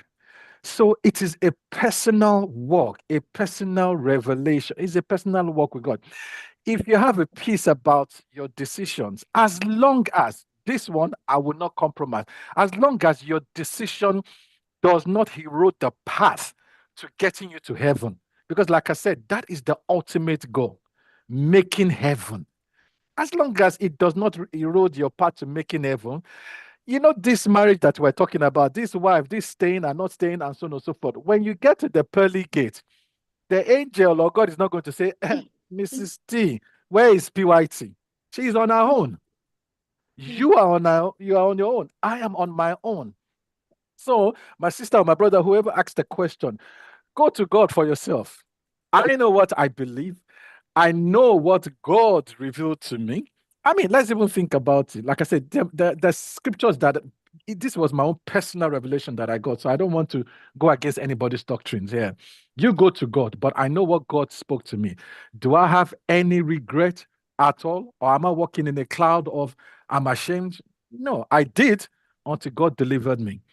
So I'm not going to go into anybody's doctrine. It's a personal thing that you have to, but we can bring scriptures that works and balances both sides. If you're in a relationship, it is abusive, you're not at peace, you're not at rest, go to God, let God pray over it. If God can restore your marriage, fine. And if God, then that's it. That's my position. I hope that answers your question. Yeah. PYT, thanks. Can I add something to that briefly? So Yes, I think please. the baseline is your relationship with God, like PYT had said. And I love what he said when he said that, work out your own salvation. And this is how I worked out mine, because that was also a question that I also needed to. And so read the scriptures and let the Holy Spirit say to you, or whatever religion you're in, talk to God and let him say to you. But these were the scriptures for me that worked. In Romans 7, it says that a woman is bound to her husband as long as he lives. And it's only if she dies that she is able to marry another. But my question was, at the time that I was going to get married to PYT, I did not have a husband, man. The covenant had been dissolved. The Bible speaks to a husband. I couldn't be married to him and then marry PYT. So as far as that covenant was, the Bible speaks to a woman is bound to her husband as long as he lives. So that was my own freedom. And that same Bible says it's not good for man to be alone. And so it's not good for woman to be alone, because for man not to be alone, he needs woman. So I had to work out my own freedom, my own salvation, and I had to say, God, and did I have absolute peace? PYT spoke about peace earlier on. For both of us, peace was a very, very leading pointer that this was God, that God was in this with us. So work out your own salvation. Let's not do doctrinal stuff. But for me, when I read it, those were the truth. I didn't have a husband when I married him. That covenant was dissolved. So I did not have a husband. Thank you very I much. now have one. You now have one. I like that. A lovely one. And I'm a pampered wife. Yay! Yeah. Opa. God Yeah. when. Thank you very much, Dr. Ibuku and PYT. And I love your response to this, even though PYT was trying to be a pastor there. But for me, I'm going to say that, see, and you know, if you are a member of the community, you know, a lot of times I tell you, I am not religious, I am spiritual. And I understand the things of the spirit. I don't go everywhere to make noise because I'm a Christian and all that. No, I'm not religious, I'm spiritual. And I believe that even this working out your salvation that PYT said, if you have not gotten to a level of relationship with God, it might be difficult because some of us are still running our life based on the scripts that was sold to us, not by the understanding of the scripture that we have. And so you might not even see, even God will be showing you, you will say, get thee behind me, Satan, even though it was God that was talking to you. So you need to understand the scriptures for yourself. And that is why this remarriage thing, if you pay attention to what PYT said, he said something about sending messages to Dr. Ibukun for 3 good years. 3 years, it's not something you rush into. And so your own 3 years might be to seeking the face of God to understand and to understand. My pastor used to say something when they are praising God in heaven. He said the angels will be praising and God will be turning like this. It is different side to different angel, different angle, the same thing, different angle, different relationship, because you and your father's relationship will be different from my father and myself's relationship. So you want to, just like he said, seek salvation for yourself. Forget about church doctrine. Doctrine. A lot of times I know that I'm operating from another level. When we sit down to talk about that doctrine, you want to ask even the ones that wrote the doctrine, the ones that are leading the doctrine, the ones that are selling the doctrine to us, how are they living their lives? So you want to check. And that is why we're saying, work out your salvation. Work out your salvation. So PYT Modupeola said, thanks so much for this great session. Does that mean most times God gives the men special discernment to be sure to love again and strong conviction on who to love? I think that was when you were talking about you saw her and you said, this is the person you want. So because in my journey of self-awareness, I am just focused on building my walls and that of my children. Okay. So I'm not going to say God gives only men. God gives women as well. God gives women, God gives us, that discernment to love again. I always say this. The Bible said, whosoever finds a wife finds a good thing, not whosoever finds a girlfriend. If the men are not finding you, probably you are not a wife yet, you're still a girlfriend. Mm-hmm. If you understand that, in the sense that, do you see yourself remarrying again? For most of us, either, or if we're single, do you see yourself as a wife? Because if you see yourself as a wife, you start carrying yourself. Your work differs, your thought process differs, the outcome, what you do, it differs. It's very, very important. When I had the conviction, to be honest with you, I definitely knew straight away that this is, I mean, not straight away, but as in the process. Now, in that 3 years journey, was I seeing other people? Was I in a relationship? Yes, I was. I truly, truly was, to be honest. But honestly speaking, those relationships did not work. And I could not understand why they did not work, even though I gave my all to it.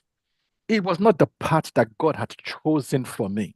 And I'm sure God was looking at me that, hey, Mr. Man, you don't want to make mistake for the second time.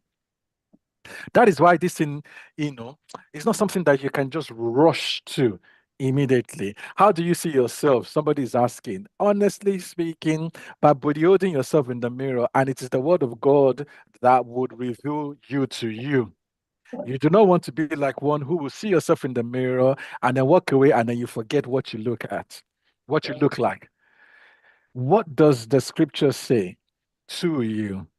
For the Christians, for the non-Christian, obviously the other way, your identity.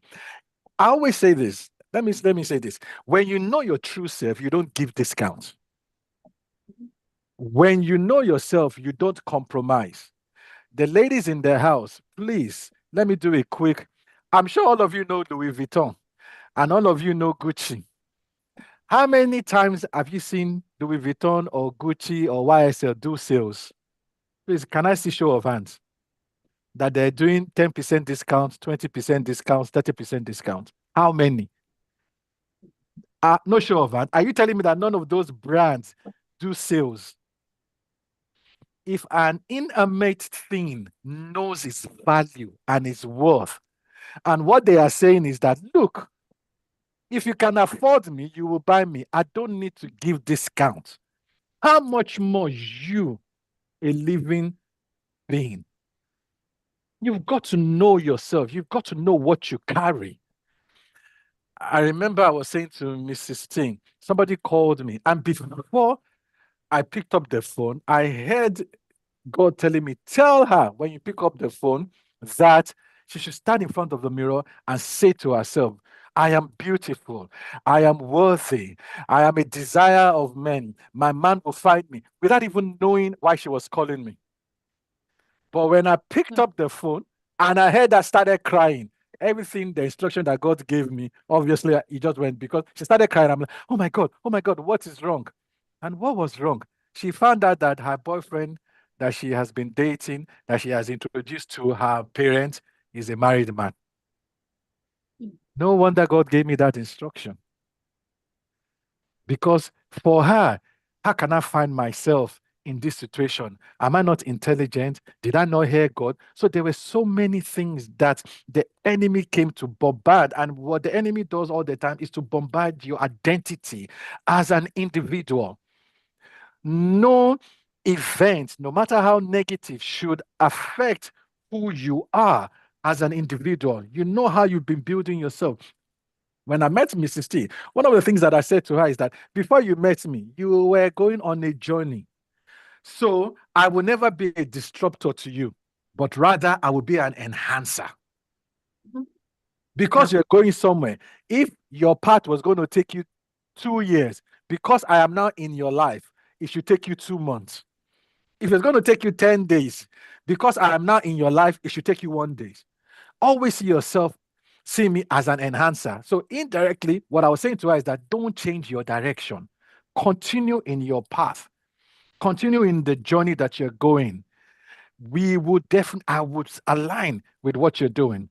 I know who I am. It does not mean that I gave myself away or I don't have an identity. No, I know where I am. Because I know the Bible says, can two people walk together except they agree? So there was that agreement that had to come into place with each other. So yes, God can get generally, I mean, everybody says it, ladies, my sisters in the Lord, if you have an Instagram page and your Instagram is on private, go and unprivate it. You are blocking your potential boas from finding you. Go and unblock it. Go and unblock it. I don't know how you can be on Instagram and your page is private. Yeah, but Pastor, you have all these guys who are, who are riff-raff and so on and so forth. Whether it is on Instagram or whether it's physical when you met, you will still meet some riff-raff guys. Man, I will say it again. You cannot afford, because there are certain things I don't want to share because of our sister, but it is a heart-to-heart conversation that I need to have with you. One of the questions that I saw, Dr. Ebo, if you don't mind me, let me just quickly address it. Somebody asked, That if I want to co-parent with my partner and my ex-partner rather, and my ex-partner is not willing to do that, how can I go about it? Honestly speaking, you cannot force him. You cannot force him at all. As much as it may be difficult for you, you just have to continue in the path that you have and just pray that God will give you people that can help you. If you can talk to him, if you can reach out to him, please do. However, tomorrow, I will tell the men directly why they need to be supporting their ex. I will tell them because it is a journey that I have lived. No matter what the ex does, it is a journey that I lived. And the peace that myself and Mrs. Thomas are enjoying now, I believe is as a result of the seed that I sowed when I was separated from my ex. If I didn't do that, I don't think that there would be as much calmness as we have right now. And I will show you the benefit, the result, some of the things that I did. So, men, come tomorrow, and I hope that addresses the question. Thank you. Thank you very much. Thank you very much. That was really beautiful. We're rounding up soon. I'll just add to what PYT said before he treated the co-parenting question, saying that the Spirit of God told him to tell the person that was calling to affirm herself. You see, those tools that we give to people, they just see it as too simple. And because we are Africans, we believe in and all that, and it has to be tough for it to work. The truth of the matter is you are a human being and you are a bundle of energy. And so there's a particular way your brain, everything that God created, he created them perfect. It doesn't have to be war. It doesn't have to be hard for it to work. Affirming yourself, telling yourself what you want, you're preparing the ground. And when the scripture says align to fall in pleasant places, that you prepare, seek first the kingdom of God. That the kingdom of God is inside you. So seek it first. And every other thing will be added. And Dr. Ibukun said a lot about redefining and finding yourself. When you are ready, we're all looking for Prince Charming. If you are not a princess yet, Prince Charming will not come. So you need to work on yourself and prepare yourself as the beautiful princess that a prince is coming to sweep off the ground. You can't do it accidentally. You can't do it because you're desperate. You can't do it because you wanted somebody to pick up your bills. You know my gender, you know us now. You know how we do this thing. If you're doing it based on that, you'll be going around the mountain. You're going around the mountain until you work on yourself and you find yourself. And at this point, I want to talk about the Finding Me class. And this class, we're going to start in the first week of April. We have a month to prepare to do that. And I want the admin to please drop the link to the Finding Me class. Everything Dr. Ibukun said, we're going to talk about, because building capacity, that's the total word for everything Dr. Ibukun said. When you find yourself, you're able to understand what your values are. You have clarity. You build capacity such that he that will come, he will come. But are you ready for the he that is coming? Do you get? Because that is what it is. So you need to find yourself. You know who you are. Like I always say on the group that a lot of us got married when we didn't even know who we were. 26, 27, just finished NYC, and you want to tick the next thing on your list, marriage. And you just went into it. That's why no wonder some of us found ourselves where we are today. And so you want to work on yourself. And all the question of, oh, is it for some people? You will be discerned. You will know it. And if you say you don't want to meet the guy, God would have prepared the guy for you. The guy will come, right? Even if you have to go and meet him, it won't be awful. It won't be awkward. That's the word. It won't be awkward. It will just come easily because God has prepared and God will prepare. Forget about Christianity or religion or Islamic religion for those of us on the call. that thing will be prepared and it will become easy for you. So when we're talking about mirror work, affirming yourself, talking to yourself, you know, it works. It's cognitive restructuring. And the universe will now work in hand. There will be an alignment, bringing what you desire and what you deserve to you. So please don't see it as it's too small. That tool is just too simple. Will it work? And the other thing I want to say about the journey, you heard Pastor PYT say something about Dr. in his 14 years of, is it 14 years now of waiting? I can't remember how many years you mentioned now. About 12 years. About 12 years. He went into other relationship. Yeah. He had relationship, but they did not work. And I believe that, see, we should forget about a lot of us. It was the first person that said, I love you when we were young that we married. It doesn't have to be the first person. It doesn't have to be the second person.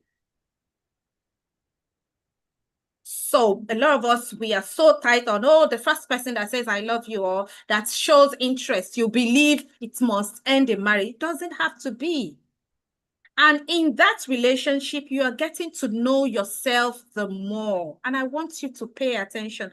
That is where the intentionality comes in. You know what you don't want, you know what you want. You see this one, oh, it didn't work, what happened? You evaluate it, take responsibility, and move on. That's growth. That has added to your knowledge. Don't see it as waste, because everything is part of the journey. Yeah, so thank you very much. I see the admin has dropped the link. Please, for the Finding Me class, we're starting in the first week of April, the first Friday in April.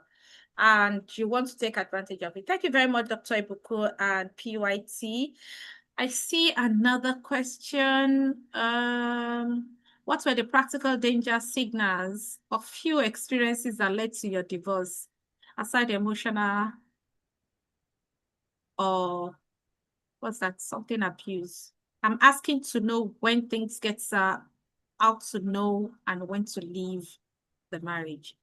Admin, I don't know who sent this question, but does it mean that you are still married? If you are still married, you don't have to look for what is not missing. But if you're having challenges in your relationship, please, the admin will drop the number, the office number. Please, let's talk about it so that if it is something we can help you, because divorce is not always the answer to marital challenges. Divorce is not always the answer. So knowing our story, or Dr. Ibuku's story, or PYT's story, our stories and our journeys are different. Knowing what happened and what the danger is might not really be what you need. So yeah, let's talk about it. Admin, please drop the office number. Okay, the number is there already. And let's talk about it. That's why we're here, to help. And for everyone asking for asking questions about the children, I mentioned earlier that we have a class designed for the children.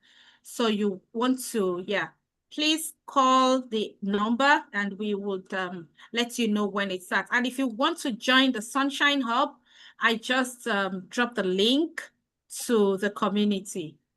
Yes, so that we can have you, because in the community, we talk about all these things. We talk about all these things. So I see another question. What happens when your ex-partner comes back and the love is rekindled, probably with family intervention or a kind of chemistry? How do you navigate this? Because no condition is permanent. I like that. Okay. Is it okay to just say one or two things about that? Yes, please. Yes, please.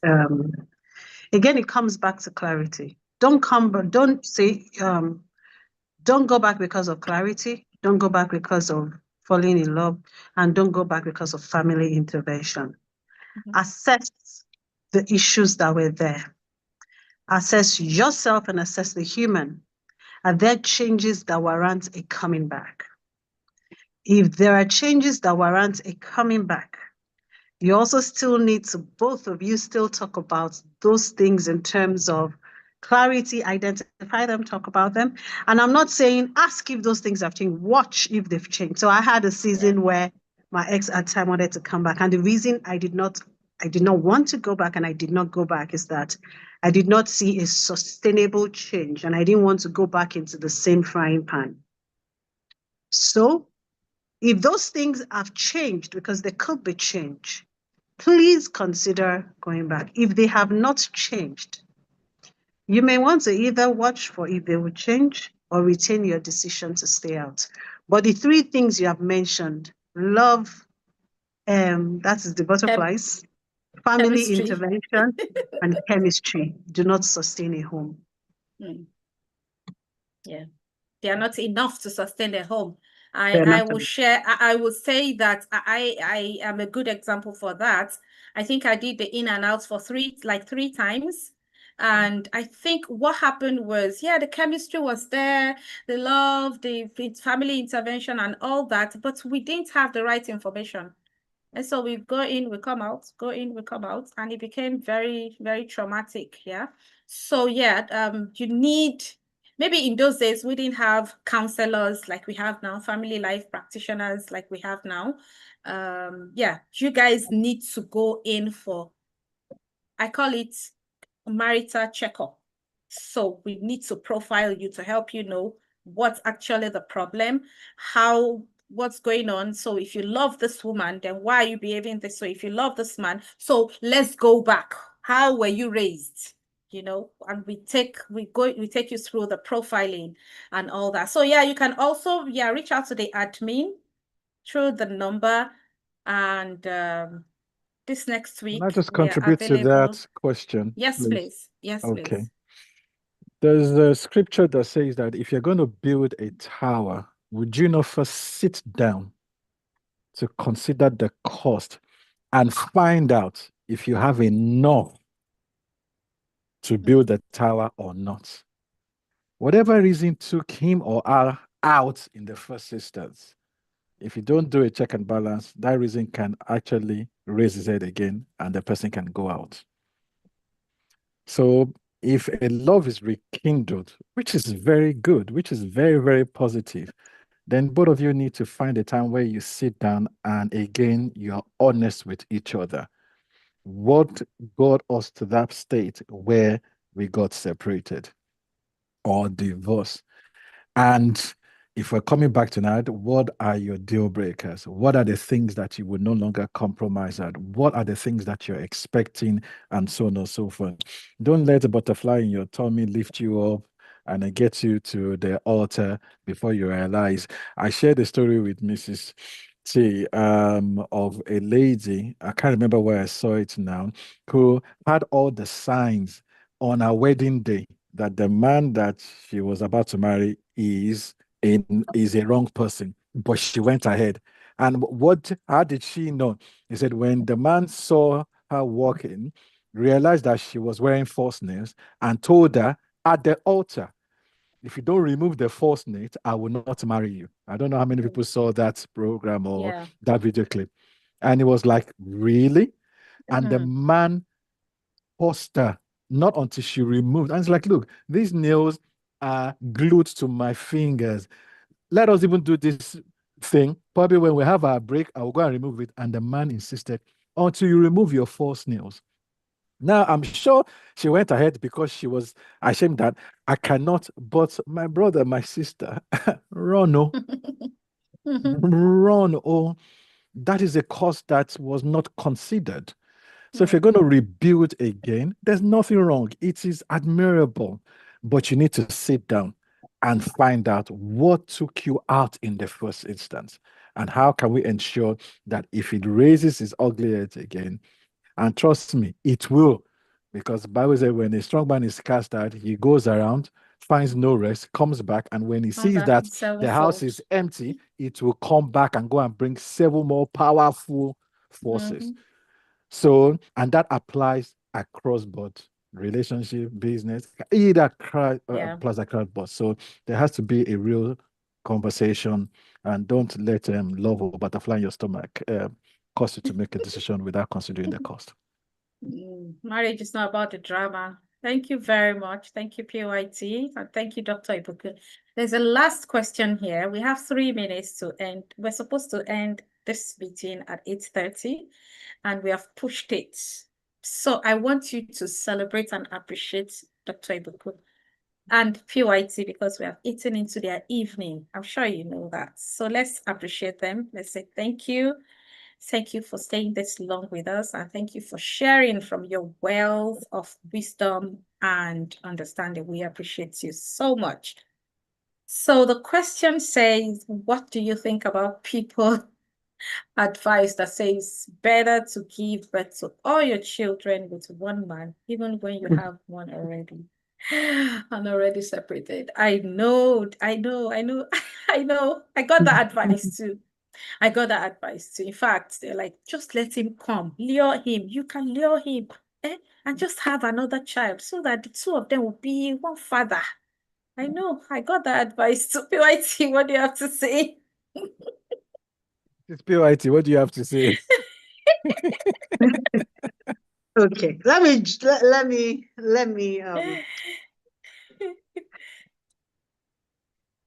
okay.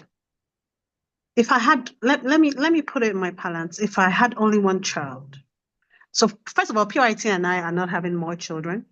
So that's one of the decisions we've made. We're not having more children. But from the woman perspective, the reason I'm not having more children is because I think 3 is already enough, and he has 2, and he feels that that's enough. So our reasons for not having children together is because we feel that the children that we have individually now are enough. Now, That's if not my you reason, no. I interject, I'm Okay. sorry. Me, I want to travel the whole world with my wife and not considering any Well. childcare. I want to enjoy myself. I have suffered enough. So I don't know Every what our time we pass reasons through are. that, My own reason is thank that God I that we're want to not doing that. enjoy. If I want to Okay. go away for the weekend, I'm not thinking, where would the children stay? That's my own reason. You want to Okay, travel. fair enough. Hey. Oh, Fair enough. I'm a baby Yeah. boy for life. Oh, I beg. Oh.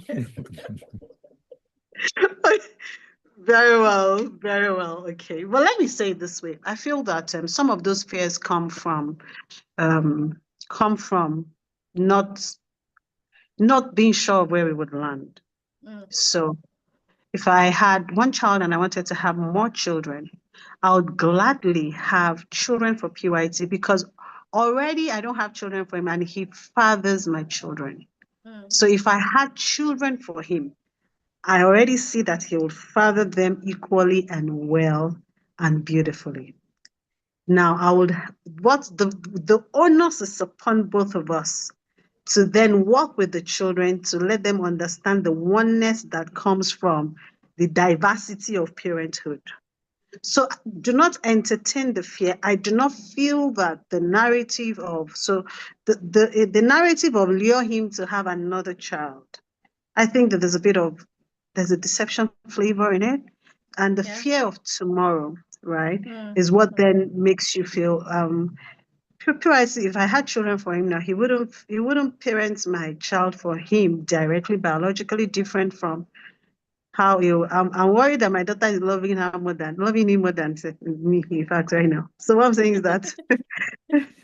So I mean, I'm not worried. I'm just teasing. Yeah. So what I'm saying is that let not fear drive our decisions. If you already had one child and the marriage broke, that's the end of the marriage, and it's okay. When you do marry again, if you both decide to have more children, the children will not be torn apart. You also need to do your part in curating that narrative beautifully. I think many parents, many children that are born like that from different parents, the narrative is what really matters and how the parents handle the narrative from scratch. Let the children understand the reality, curate the narrative properly. And if it's a peaceful, loving home, the narrative will be properly curated. Thank you very That's my much. perspective. PYT. Yes. PYT, do you have So, something to say? you know, again, please, non-Christian, forgive me. Forgive me. Bible said that the word of God has been made of no effect. Why? Because of tradition. Tradition is powerful. Nothing can make not God's non-effect apart from tradition. So let's play back the scenario that was painted. They advise you, you know what, just go and burn all your children for that. Okay, you now subject yourself. You now ask the guy to come in. He impregnates you, and then you now meet your Boaz. And your Boaz is now asking you a question. Shebi, you've been separated. How come you're pregnant? Oh, because. So there are certain, I remember what I used to say to people. I said, be like an old cow. Forgive the pun, but be like an old cow in the sense that it is not everything that enters a cow's mouth that enters into his stomach. If you observe a cow very well, it will eat grass, chew, chew, chew. What will not provide him or her nutrient, spews it out. And what will provide it nutrient, it swallows it. So that, you have to give, I do not believe in it at all. If God wants all your children to come from the same source, it will not cause you guys to separate. And you've got to understand that children are a gift from God, and they are not transactional. You don't want to enter into a transactional phase or transactional relationship and so on and so forth. You don't want to do that. So I will completely, this is PYT speaking, not the Lord now, I will completely advise against it. Let me say this to the men and also to the ladies, like I always say, for those who are separated or divorced, your children are and will always be a constant reminder that once upon a time, love existed between you two. I think I said it when we met last week. A constant reminder. So let that guide your decision on how you go about certain things and the things that you do. So that's my only thing, but I would strongly advise against it. Thank you very And what if you keep sleeping with the guy now and the pregnancy did not come? Exactly. Keep going. You keep There's so many transacting. permutations to it that you just don't want to do that to yourself at all. Thank you very much. It has been an interesting, educative, and reflective evening for us all. And I appreciate you all for coming. Guys, what do you say again? We love to appreciate people. So we celebrate you, Dr. Ibuka and PYT. Thank you. Thank you for coming. Thank you for honoring our invitation. Guys, tomorrow is going to be hot, hot, hot. Who is agreeing with me on this? Tomorrow is going to be hot, hot, hot. Forget PYT. PYT was just lenient with you this evening because of the ladies. Yes, because actually, I know. Listening to him on Sunday, I was like, oh, bring it on.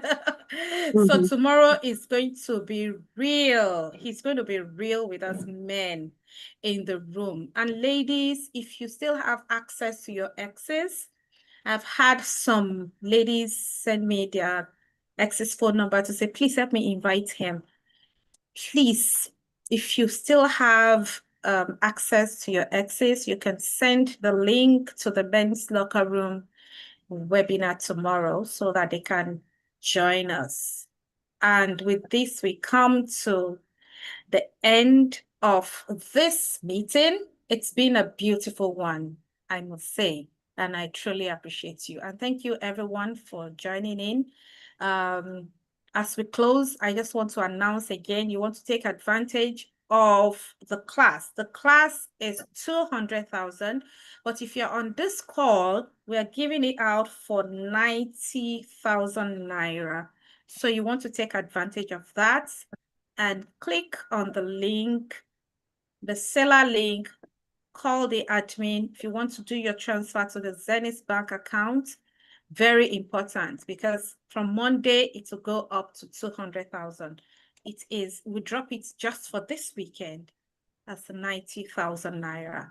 Finding me, everything that we have discussed here today boils down back to who are you? Because that is where your power lies. That is where your strength is. That is, if you know who you are, you know what your values are, you know your personality, you know what your love language is beyond the pain. And yeah, the course of the class, we're going to delve into the real healing and therapy session. So that's 90,000 is inclusive with the therapy session. You really want to take advantage of it. You really, really want to take advantage of it. Thank you very much once again, Dr. Ibukun and PYT. PYT, I see you tomorrow. Dr. Ibukun, sorry, it's just PYT. We want tomorrow. I And know. your story is so beautiful. Your story is beautiful. Thank you. And please follow them on Instagram, Rewritten by God 2025. Please follow them, and you will see, for those of you that didn't see their videos and their pictures, wedding pictures. To even tell yourself, it's Vicky James that sold Dr. Ibukun's wedding gown. She didn't just do any small wedding. And you can also experience that. Was Vicky James that sold her wedding dress. So yeah, thank you very much, everyone. Have a beautiful, beautiful rest of the evening and a weekend ahead. Thank you very much. Have a beautiful time, Thank you Dr. too. Ibuko and PYT. Thank you, Austin, for being an excellent intermediary. God bless you. Bye, guys. And you Good too. evening. Guys, see you tomorrow, men. Please don't let us come late so that we don't waste time. It's going to be a long conversation with the men tomorrow in the men's locker room. Bye-bye.